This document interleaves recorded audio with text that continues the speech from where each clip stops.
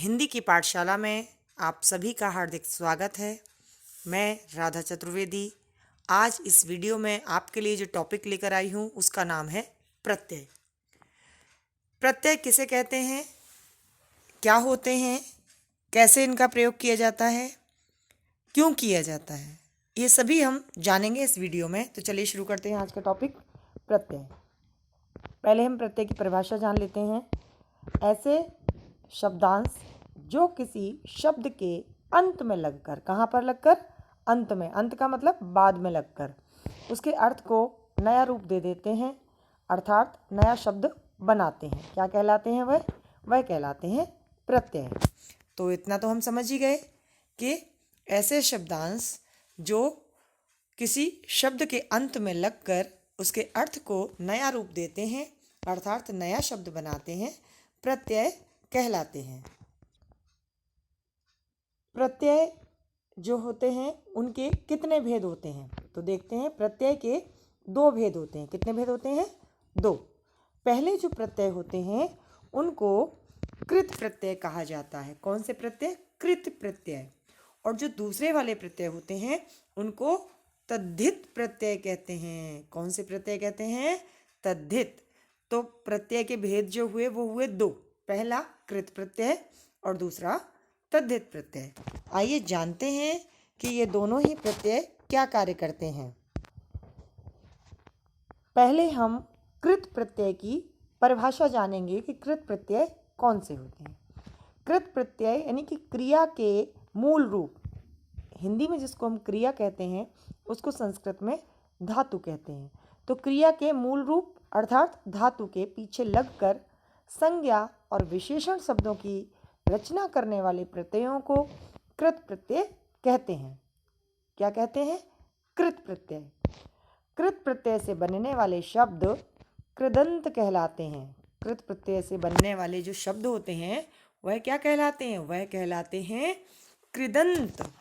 अब हम जानते हैं कि दूसरे जो प्रत्यय हैं वो कौन से हैं।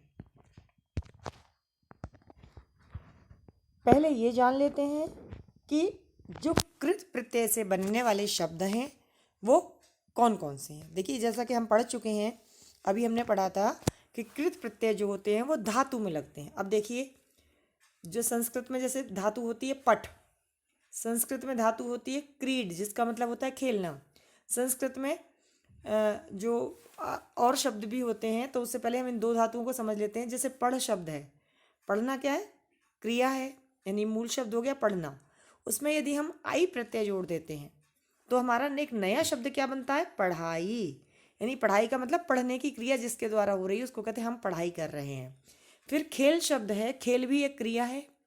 खेल शब्द में यदि हम औना प्रत्यय जोड़ेंगे तो एक नया शब्द निकल कर आएगा जिसका कि नाम होगा खिलौना। इसी प्रकार से लूट, यानी कि लूटने की एक क्रिया, लूटने की क्रिया, संस्कृत में इसको कहते हैं लुंठ, हिंदी में क्या कहते हैं? लूट। लूट में यदि हम एरा प्रत्यय लगाएंगे तो हमारा क्या शब्द बन जाएगा? लुटेरा। क्या बन जाएगा? लुटेरा। तो हमने देखा यहाँ पे पढ़, पढ़, खेल और लूट, इनमें यदि हमने अलग अलग प्रत्यय लगाई, आई, औना और एरा, तो हमारे नए नए शब्द निकल के आए, पढ़ाई, खिलौना, लुटेरा।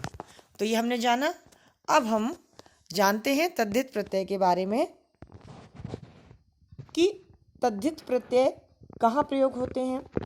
देखिएगा, इसकी परिभाषा जान लेते हैं। वेश प्रत्यय वे प्रत्यय जो संज्ञा, सर्वनाम या विशेषण शब्दों के अंत में जुड़कर नए शब्द की रचना करते हैं, तद्धित प्रत्यय कहलाते हैं।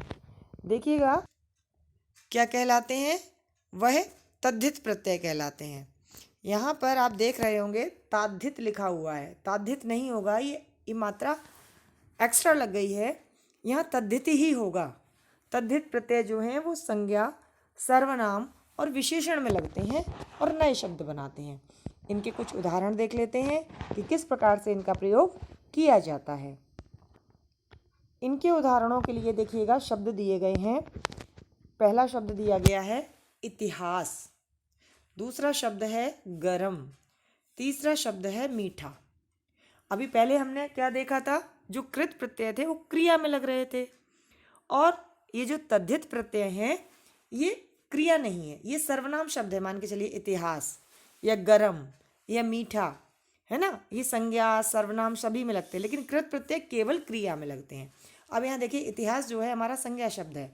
इतिहास में यदि हम इक प्रत्यय लगाएंगे तो हमारा क्या परिवर्तन हो जाएगा, हमारा नया शब्द जो बनेगा वो बनेगा ऐतिहासिक।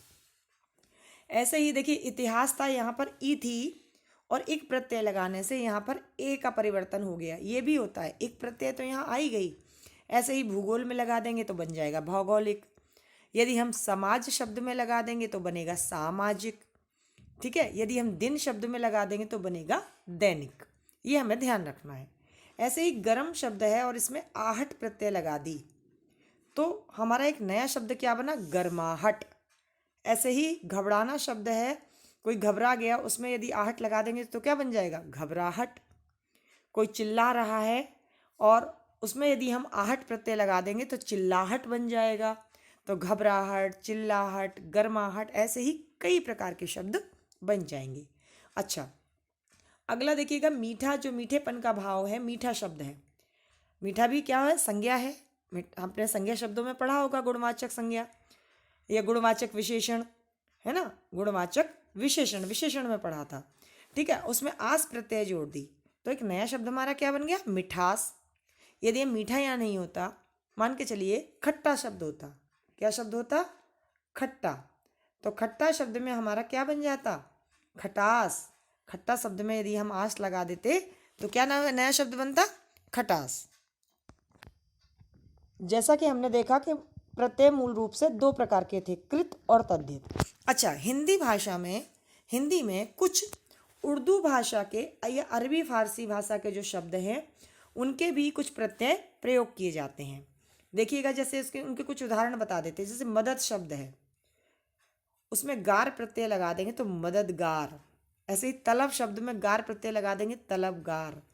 ऐसे ही देखिए, दादा शब्द में यदि गिरी प्रत्यय लगा देंगे, ये अरबी और फारसी के शब्द होते हैं, तो क्या बन जाएगा नया शब्द, दादागिरी। तोप शब्द में यदि खाना लगा देंगे तो क्या हो जाएगा, तोप खाना। खाने का मतलब घर, जैसे आपने देखा होगा कहीं कहीं लिखा रहता है दवा खाना, दवा खाना यानी दवे का घर, दवा खाना। गुसल खाना, नहाने का स्थान, गुसल खाना। तो ये इस प्रकार से उर्दू के अरबी फारसी के भी जो प्रमुख प्रत्यय हैं वह भी हिंदी में प्रयोग किए जाते हैं। इसके अलावा हम देखते हैं कि उपसर्ग और प्रत्यय में मूल रूप से क्या अंतर होता है। उपसर्ग और प्रत्यय में अंतर, तो चलिए जानते हैं। उपसर्ग हमेशा शब्दांश के आगे जोड़ते हैं। उपसर्ग हमेशा शब्दांश के आगे जोड़ते हैं। जैसे कि उप में उप से ही स्पष्ट है कि उप आगे लगा हुआ है, तो उपसर्ग हमेशा कहाँ जुड़ेंगे, शब्दांश के आगे। तथा जो प्रत्यय शब्द है ये सदैव कहाँ जोड़ते हैं, ये सदैव शब्दांश के अंत में जोड़े जाते हैं। तो हमने इस वीडियो के माध्यम से जाना कि प्रत्यय किसे कहते हैं। प्रत्यय वे शब्दांश होते हैं जो शब्द के अंत में जुड़कर नया शब्द बनाते हैं। प्रत्यय के कुल कितने भेद होते हैं, प्रत्यय के दो भेद होते हैं। कौन कौन से, पहला कृत प्रत्यय और दूसरा तद्धित प्रत्यय। कृत प्रत्यय जो है वो क्या होते हैं, कृत प्रत्यय में क्रिया के मूल रूप का जो है उसमें परिवर्तन होता है, उसमें लगते हैं। और जो तद्धित प्रत्यय होते हैं वो संज्ञा, सर्वनाम और विशेषण शब्दों में लगाए जाते हैं। इसके अलावा कुछ उर्दू भाषा के यानी अरबी और फारसी के उपसर्ग प्रत्यय भी, क्षमा कीजिए उपसर्ग नहीं प्रत्यय, वह भी हिंदी में प्रयुक्त होते हैं। जैसे कि हमने शब्द देखा मददगार, या हमने दादागिरी देखी, या दवा खाना, तोप खाना, गुसल खाना, ये सारे ही शब्द उर्दू और फारसी भाषा के हैं। इसके अलावा हमने क्या देखा कि हमने सीखा कि उपसर्ग हमेशा शब्द के आगे लगते हैं और प्रत्यय हमेशा शब्द के पीछे लगते हैं। यदि आपको यह वीडियो अच्छा लगा हो, आपका टॉपिक क्लियर हुआ हो, तो कृपया इसे लाइक, शेयर और सब्सक्राइब अवश्य करें। नमस्कार।